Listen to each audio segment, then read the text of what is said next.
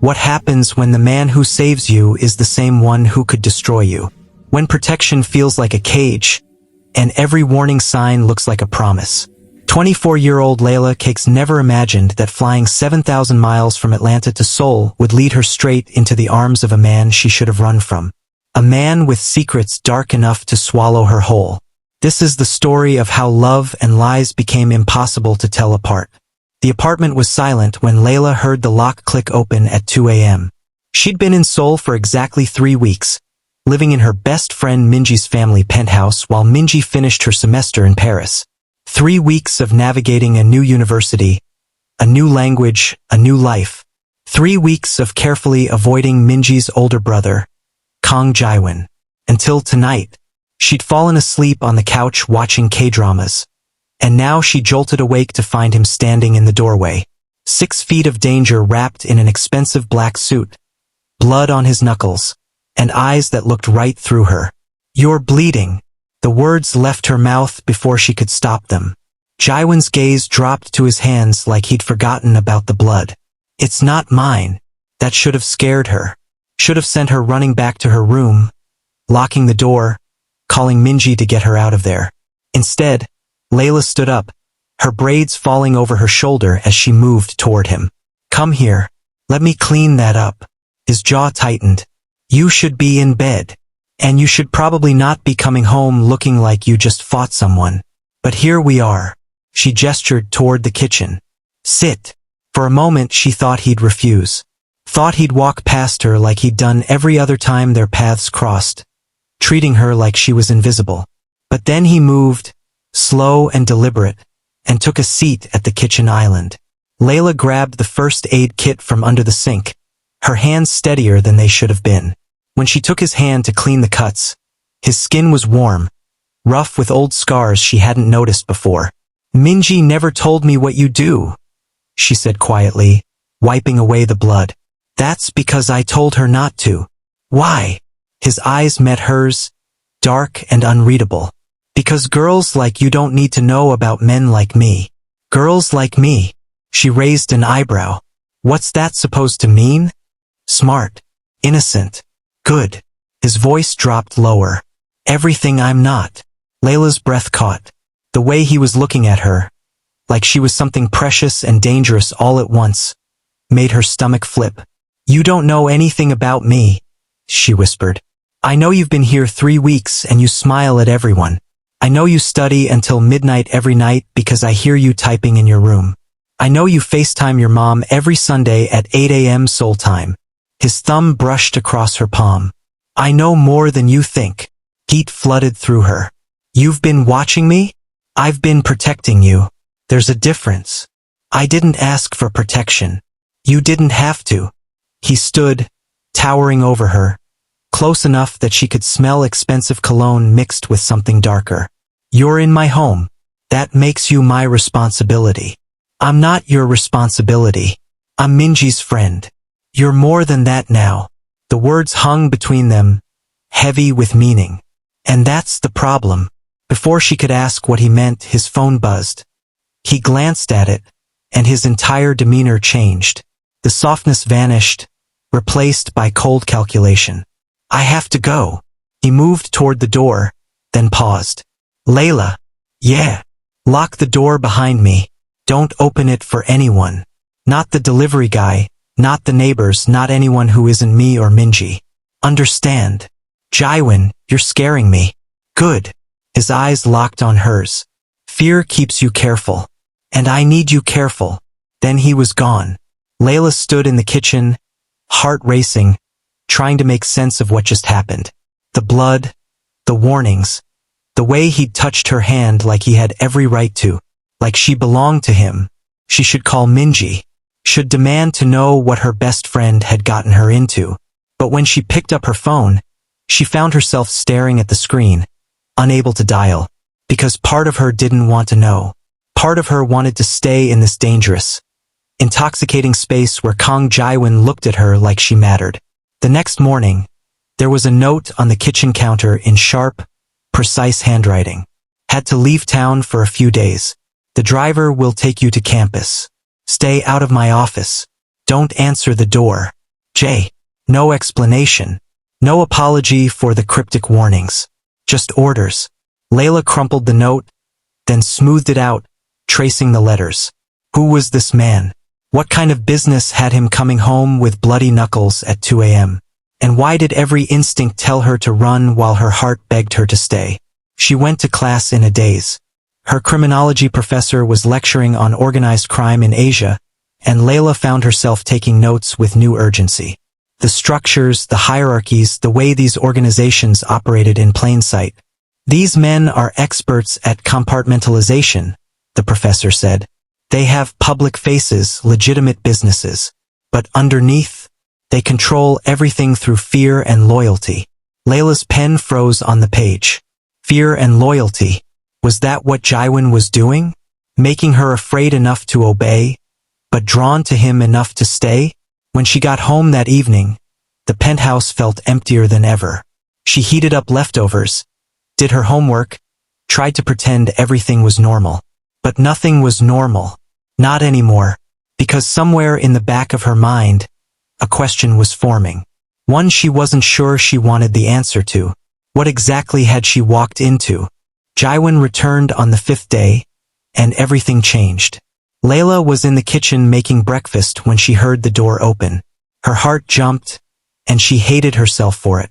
Hated that she'd been counting the days, checking her phone, hoping for a text that never came.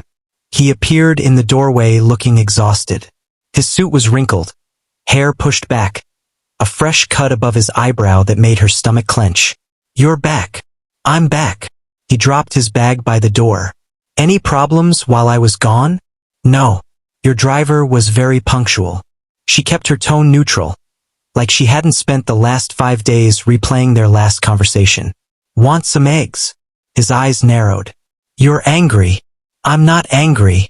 You're lying." Layla set down the spatula harder than necessary. "Fine. I'm annoyed. You give me all these cryptic warnings, disappear for 5 days, and come back like it's nothing. I'm staying in your house, Jiwon. The least you could do is tell me what I should actually be worried about. You don't want to know. Stop deciding what I want." She turned to face him fully. "I'm not a child. I'm a grown woman who's been taking care of herself just fine. If there's danger, I deserve to know." Something shifted in his expression. Respect, maybe, or something darker. "You want the truth?" He moved closer, each step deliberate. "I run half the underground operations in Seoul. Drug distribution, weapons, protection rackets. The Italians and Russians are trying to move into my territory, which means things are about to get bloody. And having you here, in my space, makes you a target." The words should have horrified her, should have sent her packing immediately. Instead, Layla heard herself ask, "Then why let me stay?" "Because Minji asked me to keep you safe. And I don't break promises to my sister." His jaw tightened. "Even when keeping them makes everything more complicated." Complicated how? He was right in front of her now, close enough to touch. "You really want to know?" "Yes. Because every time I come home and see you in my kitchen, wearing my sister's clothes, smiling like you're not afraid of me, it takes everything I have not to." He stopped himself, hands clenching. "You should be afraid of me, Layla." "Should I?" Her voice came out breathier than intended. "Or do you just want me to be?" His eyes darkened. "Don't play games you don't understand." "I'm not playing anything. You're the one who keeps saying I'm your responsibility, watching me, leaving me notes. If you want me gone, say it." "I don't want you gone." The admission sounded torn from him. "That's the problem." The air between them crackled with tension. Layla's pulse hammered in her throat. She should step back, create distance, remember that this man just admitted to running a criminal empire. Instead, she leaned in. "Then stop pushing me away." For a heartbeat, neither of them moved. Then Jiwon's control shattered. His hand came up, fingers threading through her braids, tilting her face up as his mouth crashed against hers. The kiss was nothing gentle. It was raw, desperate, years of restraint breaking all at once. Layla gasped against his lips, and he swallowed the sound, deepening the kiss until her knees went weak. When he finally pulled back, they were both breathing hard. "This is a mistake," he said, but his hand was still in her hair. "Probably. Minji will never forgive us." "I know. I'm not a good man, Layla. I do terrible things. I know that too." She met his gaze steadily. "But I'm still here." Something in him broke. Or maybe something finally aligned. Either way, when he kissed her again, it felt like falling and flying at once. Over the next 3 weeks, they existed in a secret world. During the day, Layla went to classes, hung out with other international students, lived her normal life. But at night, she came home to him. They talked for hours about everything and nothing. He told her about taking over at 20 when his father was killed, about the weight of running an empire, about the things he'd done that haunted him. She told him about growing up in Atlanta, about her dreams of becoming a lawyer, about why she'd chosen Seoul, about feeling caught between two worlds. "You're the only person who sees me," he admitted one night, wrapped around her in his bed. "Everyone else sees the boss, the threat, the weapon. But you look at me like I'm human." "You are human," she whispered against his chest. "Am I?" His arms tightened around her. "Sometimes I'm not sure anymore." But there were warning signs. Phones ringing at all hours. Hushed conversations in Korean that ended when she entered the room. The way his men looked at her with barely concealed curiosity when she was picked up from campus.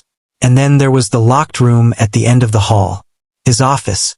The one place she was forbidden to enter. "What's in there?" she asked one morning. "Business." His tone left no room for argument. "What kind of business?" "The kind you don't ask about." He kissed her forehead. "Trust me, Layla. Some things are better left unknown."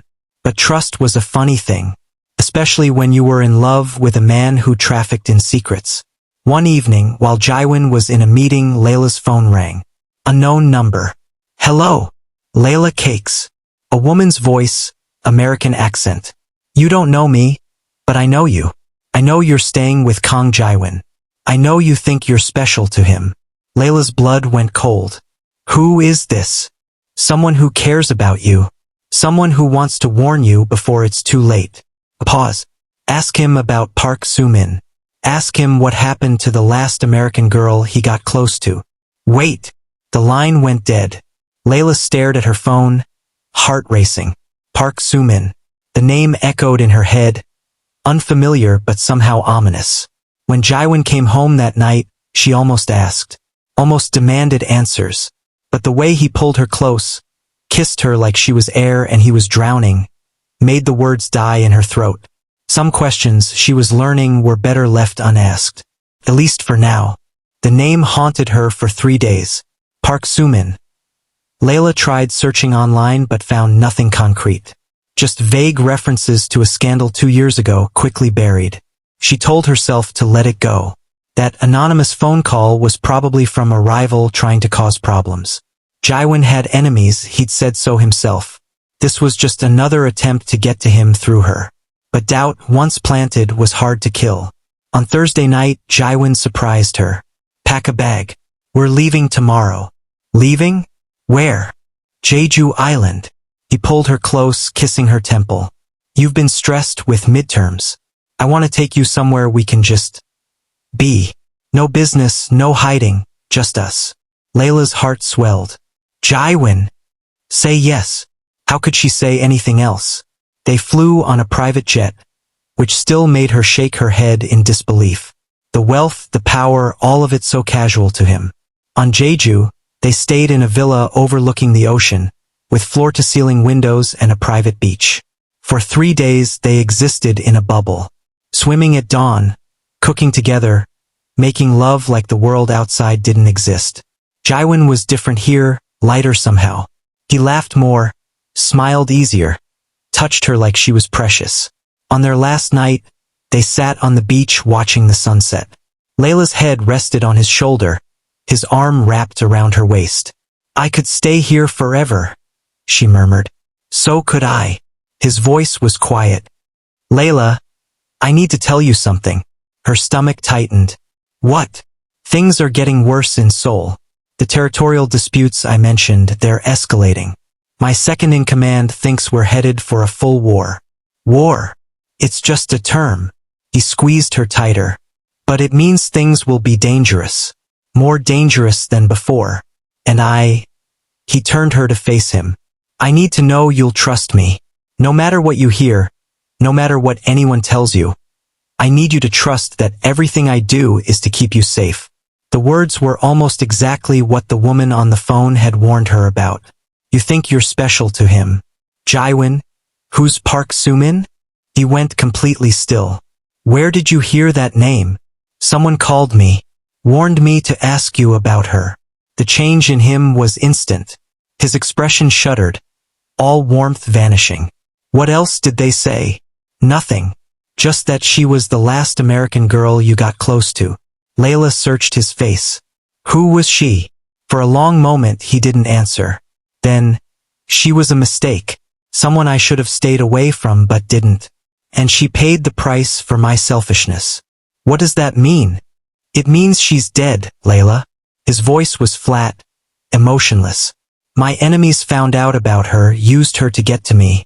By the time I realized what was happening, it was too late. Horror washed over her. Oh my God. That's why I need you to trust me. Why I need you to follow my instructions without question. Because if they find out about you, if they realize you matter to me. His hands tightened on her shoulders. I can't let that happen again. I won't. Maybe I should leave. The words hurt to say. Go back to Atlanta, finish school online. If being with you puts me in danger. No. The word was sharp, final. You're safer with me than anywhere else. At least here I can control the variables, keep eyes on you. If you leave, you're vulnerable. So I'm trapped. You're protected. He cupped her face. I know it doesn't feel like freedom, but it's the only way I can guarantee your safety. Just trust me for a few more months. Let me handle this, and then what? Then maybe we can have something real. Something that doesn't involve looking over our shoulders. She wanted to believe him, wanted to trust that everything he did came from a place of protection rather than control. But Park Soo-min's name echoed in her head like a warning bell. They flew back to Seoul in tense silence. When they landed, Jiwon kissed her forehead and said, I have a meeting. I'll be home late. Lock the door. Don't answer for anyone. The same instructions he always gave. The same careful control. Layla went to the penthouse, mind racing. She tried to study, but the words blurred on the page. Tried to call her mom, but what would she even say? Hey mom, I'm sleeping with a mafia boss and apparently the last girl in my position ended up dead. At midnight, she found herself standing outside Jiwon's office. The forbidden room. The one place she'd never been allowed to enter. Her hand touched the doorknob. Locked. She should walk away. Should respect his boundaries, trust like he'd asked. But Park Soo-min's name burned in her mind. She paid the price for my selfishness. What price? How did she die? And most importantly, was Layla walking the same path? She needed answers. In the kitchen, she found the spare keys Jiwon kept in a drawer.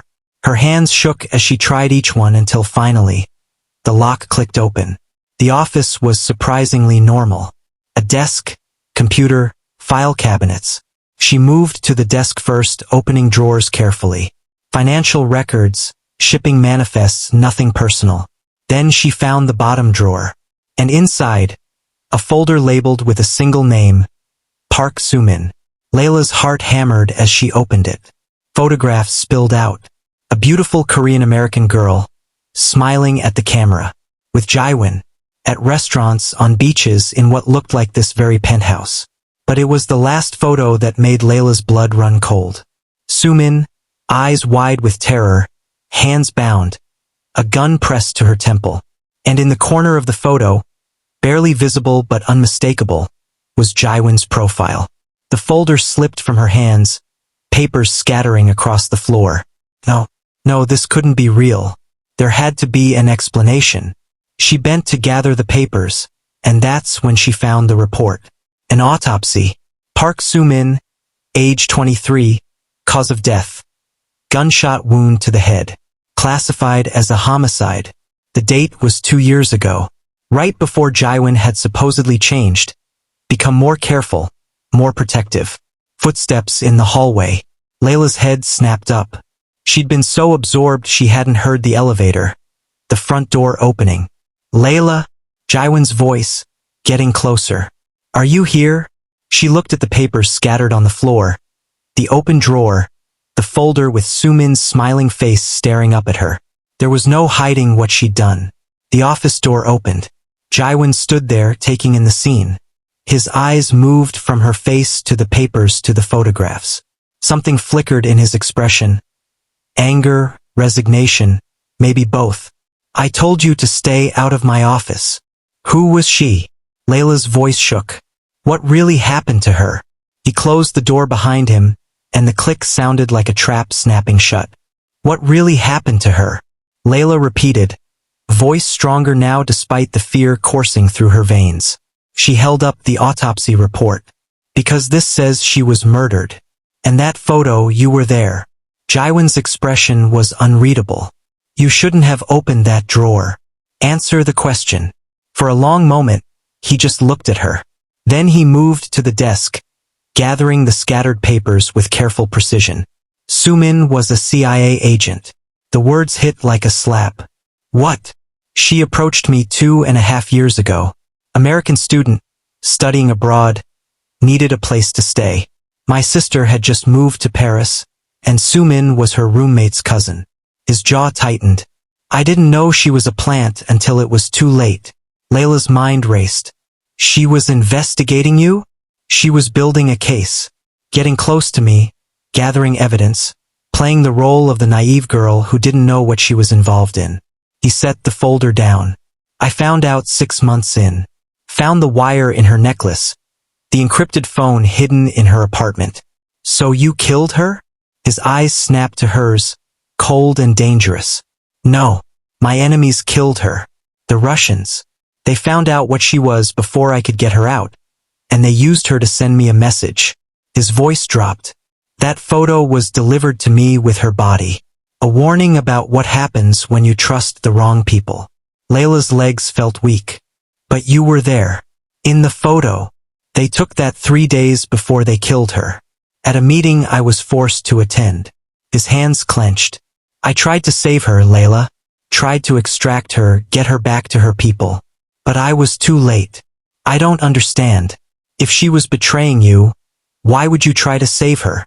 Because despite everything, He stopped himself. It doesn't matter now.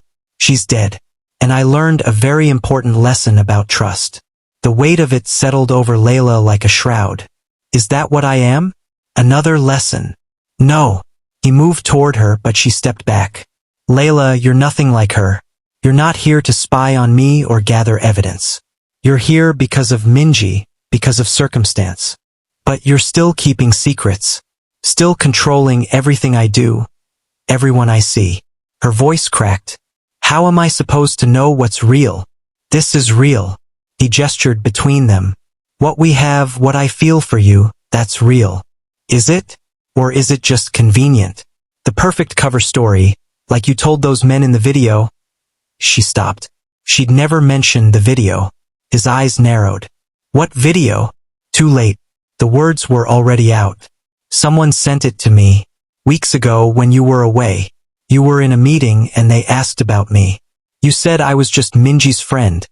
That there was nothing going on. Her chest tightened. You said I served my purpose. Jiwon's expression darkened. When was this? Does it matter? You said it. It matters because that video was fabricated. He pulled out his phone, fingers flying across the screen. What number sent it? I don't remember. It was anonymous. Deepfakes, Layla. They're not hard to make, especially when you have enough footage of someone. He showed her his screen. I was in Tokyo that week, not in any warehouse meeting. I can prove it. Could he? Or was this just another layer of deception? I don't know what to believe anymore. Layla wrapped her arms around herself. Park Sumin, the video, the way you disappeared for days without explanation. You tell me I'm safe with you, but she probably thought the same thing. She knew exactly what she was doing. His voice was hard. She was a trained operative who made a calculated risk. You're a graduate student who got caught in something beyond your control. Then let me go. The words came out broken. If I'm such a liability, if being with you is this dangerous, let me leave. I can't. Why not? Because they already know about you. His composure cracked. The moment you walked into my penthouse, the moment we were seen together, you became a target. Leaving doesn't make you safer, it makes you vulnerable. At least here, I can protect you. Or control me. His jaw clenched. Is that what you think this is? Control? I don't know what to think. Tears burned her eyes. I love you, Jiwon. God help me, I do. But I'm terrified. Of your world. Of your secrets. Of ending up like Sumin. Something in his expression softened. I love you too. More than I've ever loved anything. And that's exactly why I need you to trust me. He reached for her hand. I'm getting out, Layla. I've been working on it for months. Transferring power, setting up legitimate businesses, creating an exit strategy. That's what all those meetings have been about. You're leaving. We're leaving. In 3 months I'll be out. Clean. Free. And we can go anywhere you want. Atlanta, New York, London. Anywhere you feel safe. It sounded too good to be true. You can just walk away? Not easily. But yes, if I'm careful, if I do it right. His thumb brushed across her knuckles. I just need you to hang on a little longer. Can you do that? Layla wanted to believe him. Wanted to trust that in 3 months, they'd have their fairy tale ending. But Park Soo-min had probably trusted him too. I need time to think, she said quietly. About all of this. About us. Pain flashed across his face, but he nodded. Take whatever time you need. But stay here, stay safe. Please. She pulled her hand away. I'll stay. But I need space. Sleep in your own room tonight. He looked like she'd struck him, but he didn't argue. Okay. When he left, closing the door softly behind him, Layla sank to the floor, surrounded by photographs of a dead girl who'd made the mistake of trusting the wrong man. 3 months.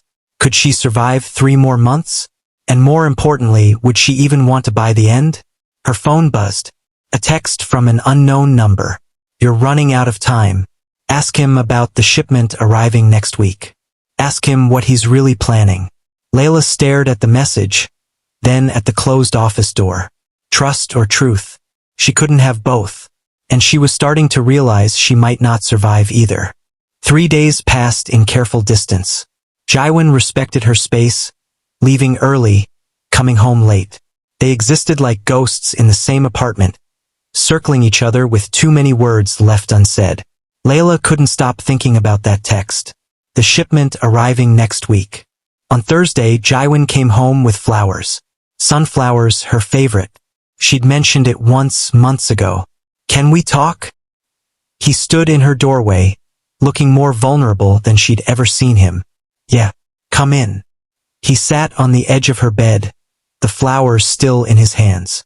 I know you're scared. I know I've given you every reason not to trust me. But I need you to know something. She waited.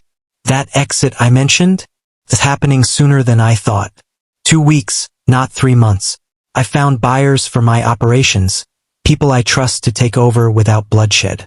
Once the final shipment is processed and the transfers are complete, I'm done. The shipment. Layla's heart raced. What shipment? Medical supplies, actually. He set the flowers on her nightstand.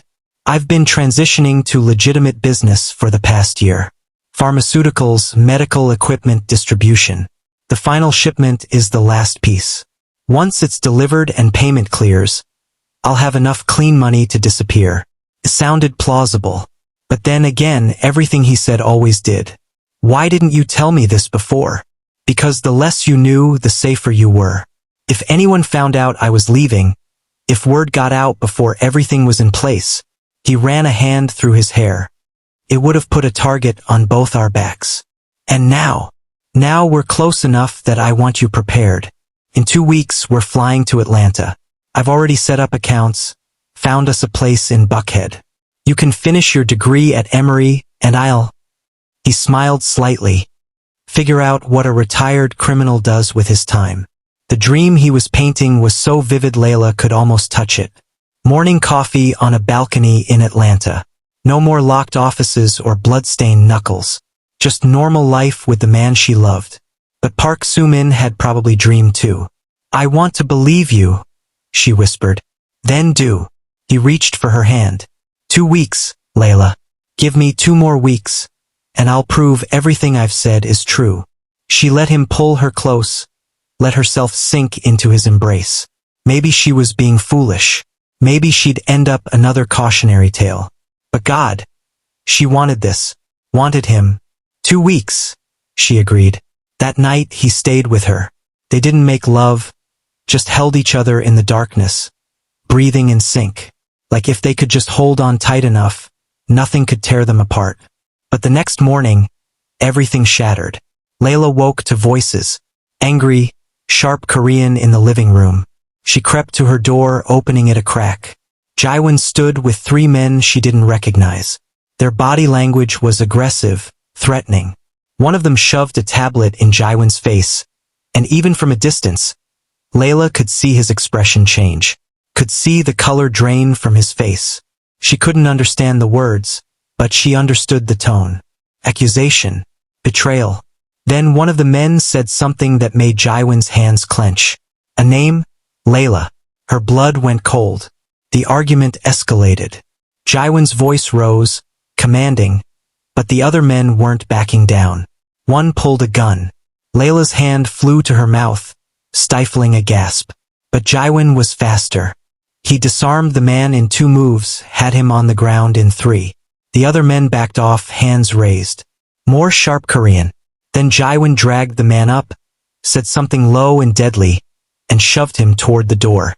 The 3 men left, but not before one of them looked directly at Layla's partially open door. He'd seen her. The apartment went silent. Layla's heart hammered so loud, she was sure Jiwon could hear it. "You can come out." His voice was tired. She opened the door fully, stepping into the hallway. What was that about? A complication. He wouldn't meet her eyes. "Nothing you need to worry about. They mentioned my name." Now he looked at her. "They think you're a liability. Think I'm weak because of you, that I'm making stupid decisions to keep you safe. Are you?"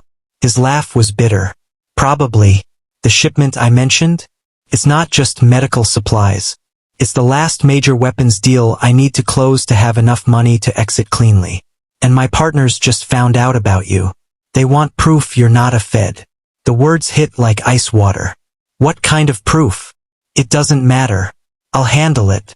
"Jiwon, I said I'll handle it." The snap in his voice made her flinch. He immediately softened. "I'm sorry.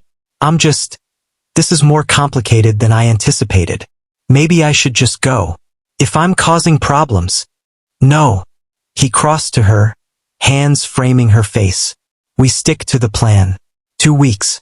I'll deal with my partners, close this last deal, and then we're gone." But his eyes told a different story. They said he wasn't sure. Said things were spiraling beyond his control. That night he went out. Came back at 4 a.m. with fresh cuts on his knuckles and a darkness in his expression that made her afraid to ask questions. The next week passed in mounting tension. Jiwon was gone more than he was home. When he was there, he was distracted, always on the phone, always checking security cameras. On the 13th day, Layla woke to find him packing. "What's happening?" "The deal is going down tonight. Once it's done, we leave immediately. I have tickets for tomorrow morning." He kissed her forehead. "Pack everything important. When I get back, we're leaving straight from here to the airport." "Jiwon, I'm scared." "I know. I'm scared too." The admission surprised her. "But after tonight, it's over. I promise." He left at 7 p.m. Layla watched from the window as his car disappeared into Seoul's glowing night, her reflection ghost-like in the glass. She tried to pack, but her hands wouldn't stop shaking. 13 days. They'd made it 13 days. One more night and they'd be free. At 9 p.m., her phone buzzed. Unknown number. He's not coming back. The deal was a setup. Check the news. Her heart stopped. She grabbed the TV remote, flipping to a Korean news channel. Even with her limited Korean, She understood the footage. A warehouse engulfed in flames, police lights, body bags being carried out. The reporter's urgent voice mentioned a name she recognized. Kang Jiwon. No. Layla's phone rang. This time, she recognized the number. Jiwon. Hello. Her voice cracked. Layla. He sounded exhausted, in pain. Listen carefully. I need you to pack now and get to the airport. There's a ticket waiting for you at the Korean air counter. Flight 085 to Atlanta. Leaves at midnight. What happened? The news said. Don't believe what they're saying. I'm alive, but things went sideways. My partners betrayed me. Tried to pin everything on me and eliminate me in one move. A harsh breath. I got out. But barely. Where are you? I'll come get you. No. You need to leave now. They know where you are. They're coming for you to get to me. Terror flooded through her. Then come with me. I can't. Not yet. I need to finish this, make sure they can't follow us. His voice softened. But you need to go. Right now. Get to Atlanta, and I'll find you. I promise. Jiwon, do you trust me? The question hung between them, loaded with everything they'd been through. Every secret, every lie, every moment of truth and deception tangled together. Park Soo-min's face flashed through her mind. The autopsy report, the warnings, but also, his hands gentle in her hair, the way he'd looked at her in Jeju, the flowers on her nightstand. I trust you, she whispered. Then go. I love you, Layla. Whatever happens. Remember that. The line went dead. Layla moved on autopilot, threw clothes in a suitcase, grabbed her passport, her laptop. She was almost to the door when she heard it. The elevator opening directly into the penthouse. But Jiwon had the only access code, unless someone had forced it. She ran back to her room, locked the door, shoved the dresser against it. Her phone was in her hand, but who could she call? The police? And tell them what? Heavy footsteps in the hallway. A knock on her door. Miss Cakes. A voice in accented English. We just need to talk. We know Mr. Kang has been lying to you. We can help. She pressed herself against the wall, heart hammering. We know about Park Soo-min. We know you found the files. You deserve the truth about what really happened to her. The words froze her. What if they were telling the truth? What if Jiwon had been lying all along? 5 minutes. That's all we ask. Then you can leave, go back to America. Forget any of this happened. Layla looked at her phone. At the locked door. At the window with its 3-story drop. She had to choose. Trust Jiwon and try to escape, or open the door and learn the truth. Her finger hovered over the emergency call button. Then she heard it. A crash from the living room. Shouts in Korean. Gunshots. Silence. Footsteps approaching her door again. Slower this time. Layla. Jiwon's voice, strained with pain. It's me. Open the door. She shoved the dresser aside with strength she didn't know she had. Threw open the lock. Jiwon stumbled in, blood soaking through his shirt, gun still in his hand. Oh my God. I'm okay. It's not as bad as it looks. But he was pale, swaying. We need to go. Now. You need a hospital. No hospitals. They'll find us. He grabbed her packed suitcase. Can you drive? Yes, but... Good. We're taking the service exit. He handed her keys. Black SUV in the garage, spot B7. Get us to Incheon Airport. They made it to the garage, though Jiwon left a trail of blood. Layla drove with shaking hands, checking the rearview mirror every 5 seconds for pursuers. I thought you said I should go alone, she said. I changed my mind. He pressed a hand to his side, face tight with pain. I'm not losing you. Not like I lost her. Soo-min. I lied about some of it. The words came hard. She wasn't just an agent. I loved her. Really loved her. And when she died, I blamed myself for not seeing the truth sooner. He looked at her. I thought keeping you at arm's length would protect you. Thought if I controlled everything, I could prevent it from happening again. But all I did was make the same mistakes. What really happened tonight? The deal was a setup like you heard. But not by my partners, by me. I've been working with international authorities for 6 months. Tonight was a sting operation to take down the entire network. He grimaced. I'm the informant, Layla. I've been helping them build cases against everyone, including myself. Her hands tightened on the wheel. You're turning yourself in? I'm making a deal. Testify against everyone. Serve reduced time. Enter witness protection. He reached for her hand. I know it's not the fairy tale I promised. I can't give you the life in Atlanta, the clean exit.